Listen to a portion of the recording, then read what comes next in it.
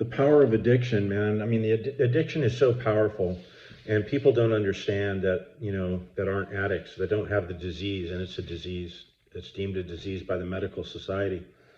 A doctor will tell somebody, if you drink again, if you use drugs again, you're gonna die, and that person will leave the doctor's office and do drugs or drink. People don't understand that. The person doesn't even understand why they do it. And people looking from the outside looking in go, God, this guy is a great guy. And in everything else in life, this guy's just the greatest guy. But God put booze or drugs in his life, and man, does he destroy it.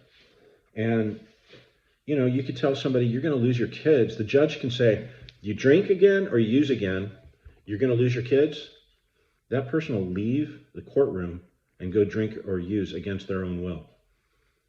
It's that powerful.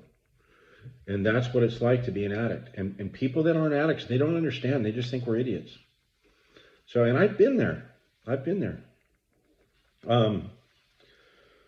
It's a disease. It's deemed a disease by the medical society, by the medical association. I'm watching people right now.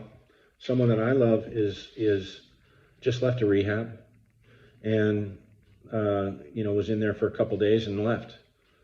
Fentanyl addiction.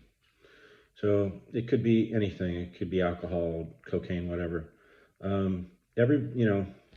We all got our thing that we like to do.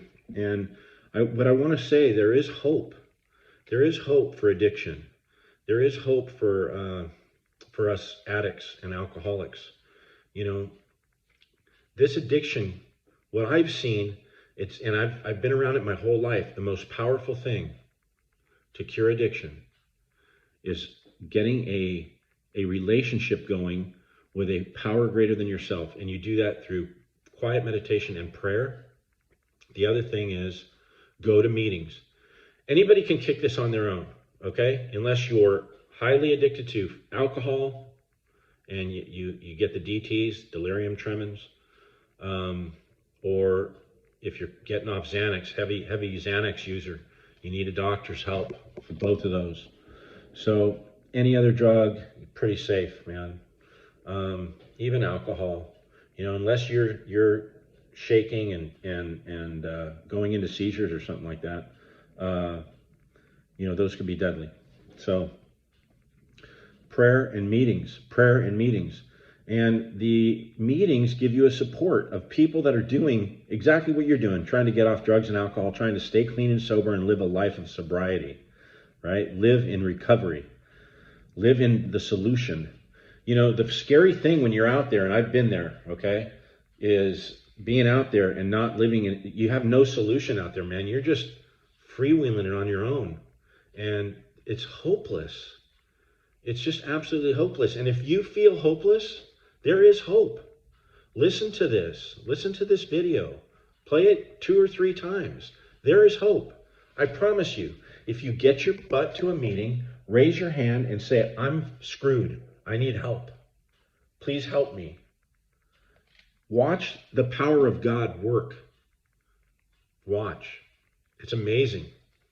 People will help you. So, and you're surrounded with people that understand, man. Nobody's going to go, ha, ha, ha, he's an alcoholic. Nobody's going to do that in an AA meeting. Nobody's going to laugh at you. People are going to put their arms around you.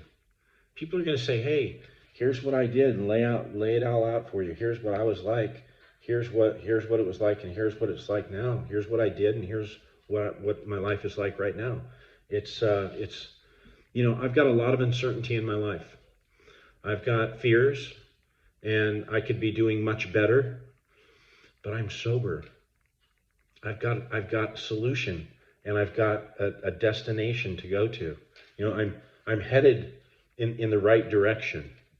When you're out there drinking and using, you have no direction. You're just going right, left, up, down, right, left, up, down, backwards. 3 steps forward, 10 steps backwards, man. It's a never-ending cycle. So there is hope. And if you're going to do it on your own, right? I did it on my own. You can pray, make yourself real comfortable if you're going to detox. You know, set the house up for a couple weeks, a lot of Netflix, a lot of junk food. Let people know that what you're doing. Maybe you could stay with somebody and kick the shit. It's, you know what? It takes courage to do it, but you need the courage. You know, it's frightening to do, but and your head's going to say, you know, halfway through, your head's going to tell you after about 3 to 5 days, maybe a week, I can't do this. My life is so fucked up. How am I going to deal with this? Some outside issue will come up and you'll think, oh my God, what do I do? Don't deal with any of that shit. You don't need to deal with anything. The only thing you need to worry about is not taking a drink or a drug today. And then if you get through the day, just know if you got through that day, you're a success. If you can get through one day without drinking and drugs, no matter what is going on in your fucked up world, right? You're a success. I promise you that. And conquer every day like that. Go conquer the fucking day. Conquer it, man. Conquer it with God. It says in this book right here, this book that I live by, all men of faith have courage. Alcoholics Anonymous, right? All men of faith have courage. Work on your faith. Have some courage and kick this thing.